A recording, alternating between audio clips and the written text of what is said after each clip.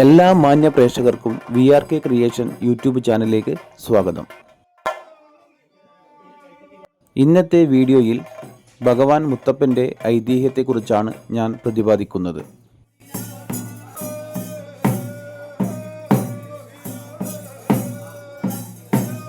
എൻ്റെ ചാനൽ ഇതുവരെ സബ്സ്ക്രൈബ് ചെയ്യാത്തവരുണ്ടെങ്കിൽ സബ്സ്ക്രൈബ് ചെയ്ത് സപ്പോർട്ട് ചെയ്യാൻ മറക്കരുതേ.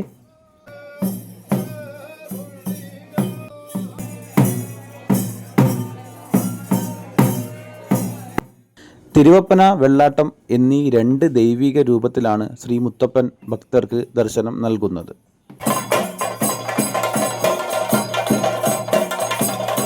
മത്സ്യരൂപത്തിലുള്ള കിരീടം വെച്ച തിരുവപ്പൻ വിഷ്ണുദേവനെയും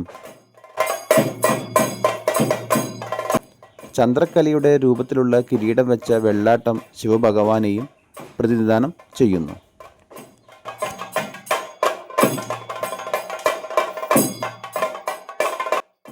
ഇനി നമുക്ക് ഐതിഹ്യത്തിലേക്ക് കടക്കാം.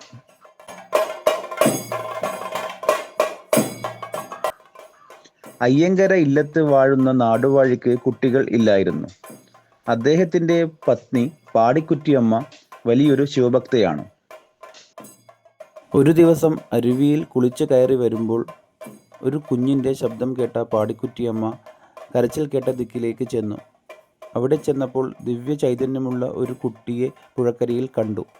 ആ കുട്ടിയെയും കൂട്ടി നേരെ ഇല്ലത്തേക്ക് പോവുകയും സ്വന്തം കുട്ടിയെ പോലെ വളർത്തുകയും ചെയ്തു.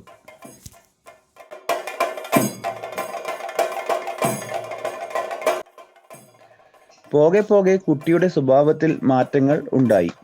അമ്പും വില്ലുമെടുത്ത് വേട്ടയ്ക്ക് പോവുകയും താണജാതിയിൽപ്പെട്ട കുട്ടികളുടെ കൂടെ കൂട്ടുകൂടുകയും ഒക്കെ ചെയ്തു. ഇതൊക്കെ ഇല്ലത്തിന്റെ മര്യാദയ്ക്ക് ചേരാത്തതായതിനാൽ മാതാപിതാക്കൾ ദുഃഖിതരായിരുന്നു.